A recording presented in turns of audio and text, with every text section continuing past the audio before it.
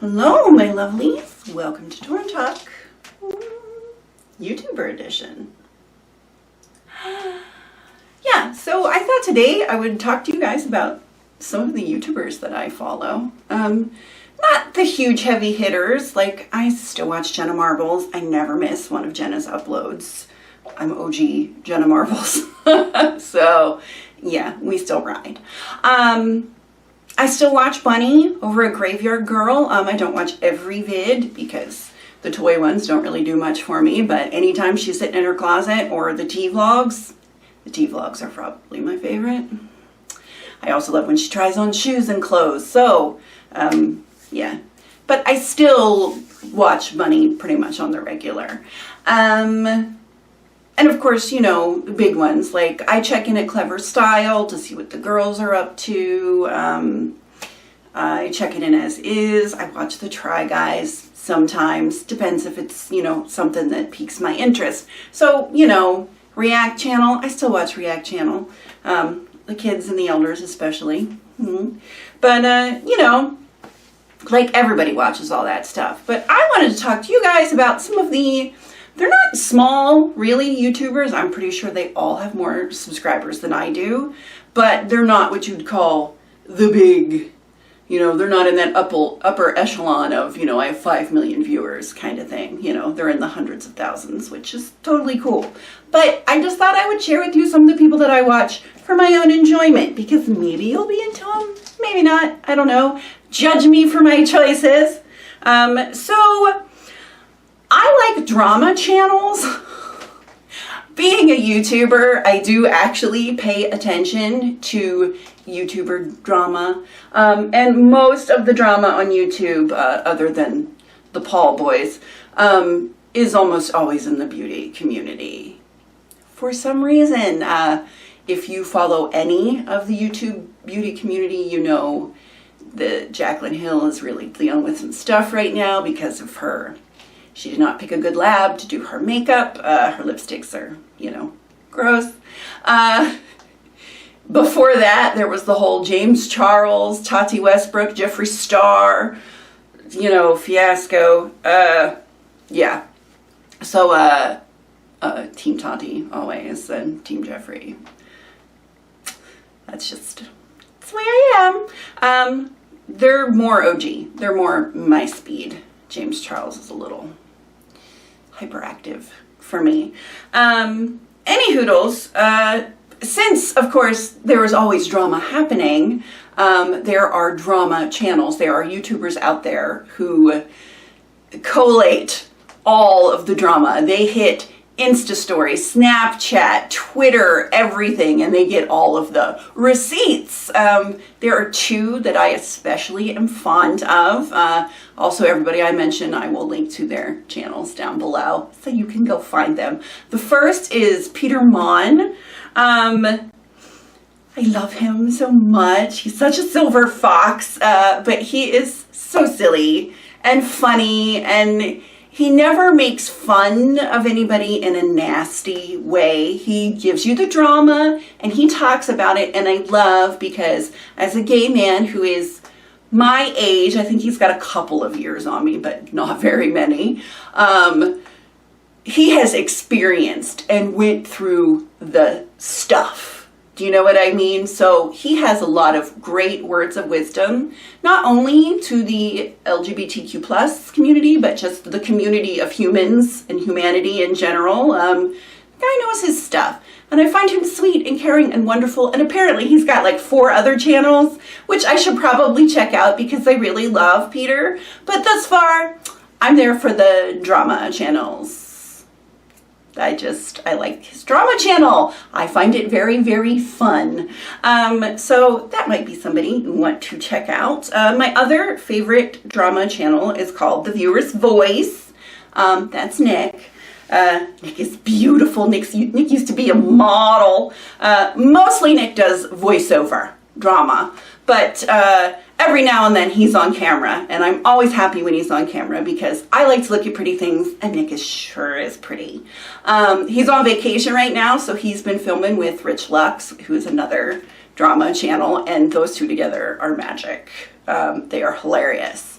But I just really like Nick.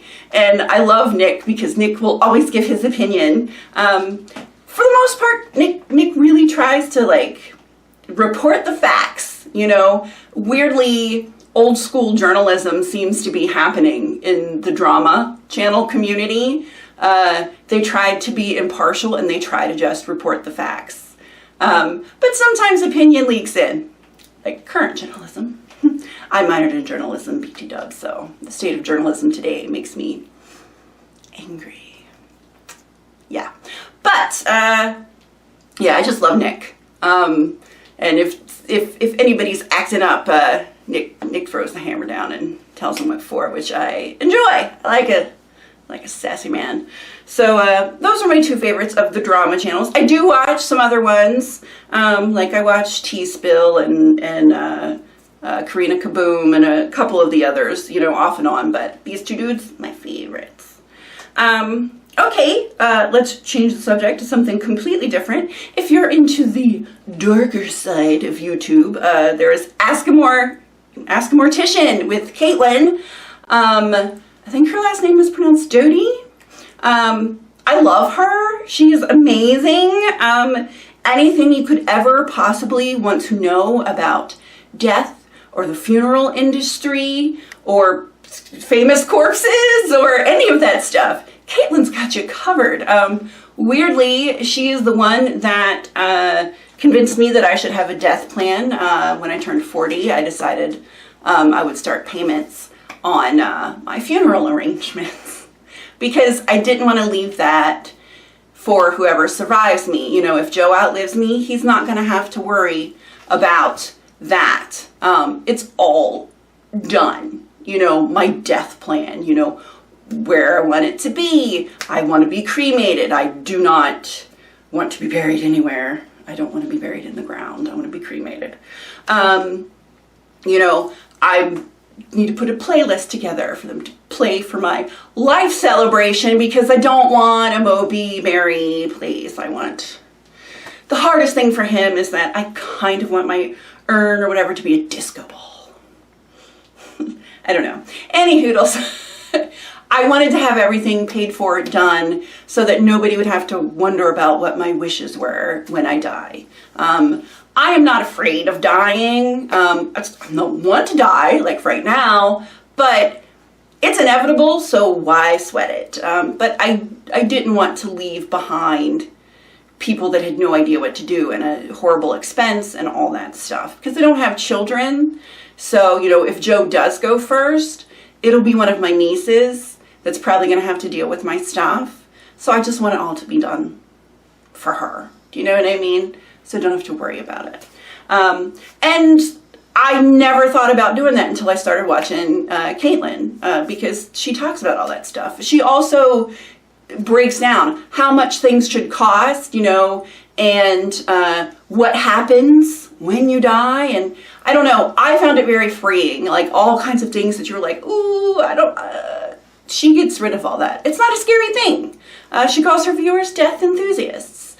So, I don't know. I feel better. Also, I really love the stories about, you know, famous corpses because it's just fun. It's weird. I'm a little macabre. It happens. On that note, you guys know I'm a total true crime junkie. My favorite, there are a lot of true crime channels. Did you know? There are. My favorite is Stephanie Harlow. I just love her. She's a mom. She's an adorable redhead with big giant glasses and a beautiful face. It doesn't hurt.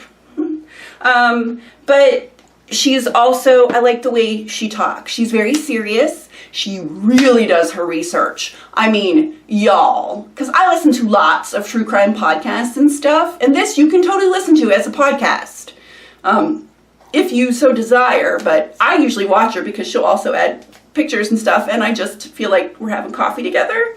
Like, you guys sometimes think of that with me when we do the talkies, that you can have a cup of coffee and it's like chatting with a friend. I feel that way about Stephanie. I just really love her. I love her personality. I love all of her fact gathering. I just like a chick that can research, you know, and then she writes out her scripts and she puts everything in a lovely presentation. I like her.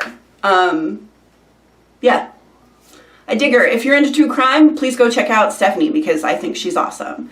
What else do I have? I know I have at least one other thing. I have two other things. Now, granted, these people have like over 2 million subscribers, but Sorted Food, all my foodies out there, if you haven't found Sorted Food yet, you should go. There are some like lay dudes and then some chefs, and they do all sorts of things. Sometimes they take one recipe and they'll do it 3 different ways, like the 5-minute version, the 30-minute version, and then like the 3-hour version, you know, to compare. Or one of my favorites is they'll either do gadgets or pretentious ingredients. And then they'll just give them to whomever, like, so how much do you think it cost? And would you use this kind of thing? I don't know. I love them. I love the guys over there. It's just fun. And if you're into food at all, which as you can tell, I'm really into food, I really enjoy that channel. I really need to get Joe to watch it because I think he'd like it a lot. But there's a lot of humor, there's a lot of interesting things, there's a lot of knowledge to be gained therein. So if you like food, which I know some of you do because you always want cooking vids, I actually came up with a really good sauce for pasta, so we might get a cooking vid before too long. And it's all my own, I made it up, yay! Okay, any hoodles, Sorted Food. And finally, the last one, which is kind of the wild card, Rebecca Vogel, Athlete. I love her. You guys know I'm in a band. I sing backup on some songs. I sing lead on a song, cover of Wagon Wheel, because I just kind of do it monotone, the way the old Crow Medicine Show did. Kind of deal. And it's a Bob Dylan song. Bob Dylan can't really sing anyway. You guys know this. Even you fans, come on. Not the best instrument in the world. So I don't feel self-conscious about singing that one. I have like an octave, maybe a half range, maybe. And that's only if I go way up in my head voice. It's not, I was not gifted with vocal talent. It's okay. Not everybody is. I wish that was one of my talents. I wish I could sing. Then I wouldn't have to drum. I'd probably still drum. I'd like that part. But any hoodles, I started watching her just because she like reacts. Like she listens to other people sing and then she gives you her thoughts. And I just really like her because she's never negative.